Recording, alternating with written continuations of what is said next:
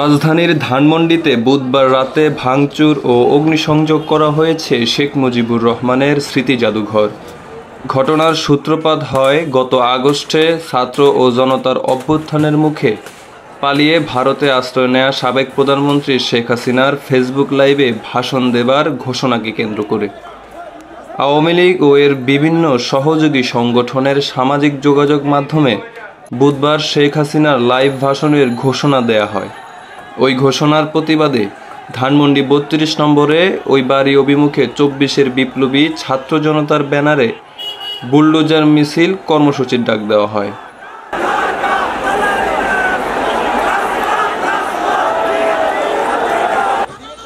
বুধবার বিকেলে ধানমন্ডির ওই বাড়িটি গুঁড়িয়ে দেবার আহ্বান জানিয়ে ফেসবুকে একাধিক পোস্ট দেন ইনকিলাব মঞ্চের আহ্বায়ক ও জাতীয় নাগরিক কমিটির সদস্য শরীফ ওসমান হাদি। সন্ধ্যার পর থেকেই ওই বাড়ির সামনে বিক্ষোভ চলতে থাকে, পাশাপাশি শুরু হয় ভাঙচুর। বাড়িটি বুলডোজার দিয়ে গুঁড়িয়ে দেওয়ার দাবি জানিয়ে বাইরে স্লোগান দিচ্ছিলেন কয়েক হাজার মানুষ। মুক্তিযুদ্ধের স্মৃতি বিজড়িত এই বাড়িটি আওয়ামী লীগের অন্যতম প্রধান প্রতীক হিসেবে বিবেচিত। বুধবার রাত 8:15টায় বাড়িটিতে বিক্ষোভকারীরা আগুন ধরিয়ে দেন। এর ঘণ্টাখানেক পরে পরিস্থিতি নিয়ন্ত্রণে সেনাবাহিনীর একটি দল এলেও বিক্ষোভকারীদের বাধার মুখে 10 মিনিটের মধ্যে চলে যায়। নিউ মডেল ডিগ্রি কলেজের রাষ্ট্রবিজ্ঞান বিভাগের শিক্ষার্থী বলেন, শেখ হাসিনা অনলাইনে বক্তৃতা রাখার প্রতিবাদে তার প্রতি ঘৃণা প্রকাশ করতে আমরা এই বাড়ি ভাঙচুর করতে এসেছি।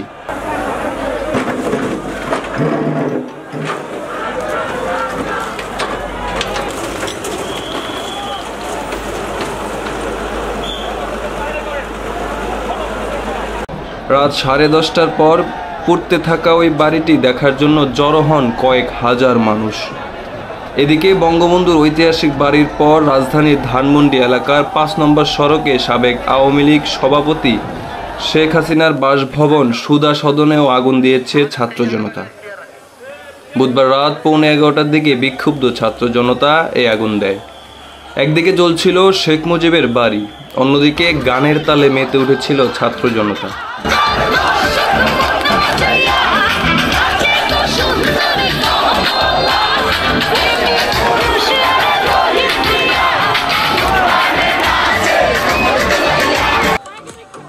এক পর্যায়ে ছাত্রদের সাথে নাচ গানে যোগ দেন নানা বয়সী মানুষ, মেতে ওঠেন আনন্দ উল্লাসে।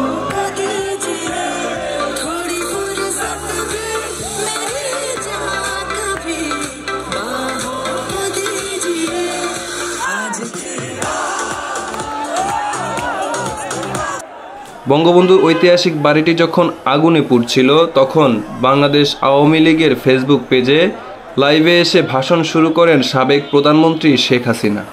তবে তিনি কোন জায়গা থেকে ভাষণ দিচ্ছেন তা নির্দিষ্ট করে উল্লেখ করা হয়নি। প্রায় আধা ঘন্টার ভাষণে তার শাসনামলের বিভিন্ন উল্লেখযোগ্য ঘটনা তুলে ধরার পাশাপাশি অন্তর্বর্তী সরকারের প্রধান অধ্যাপক মোহাম্মদ ইউনূসের তীব্র সমালোচনা করেন শেখ হাসিনা।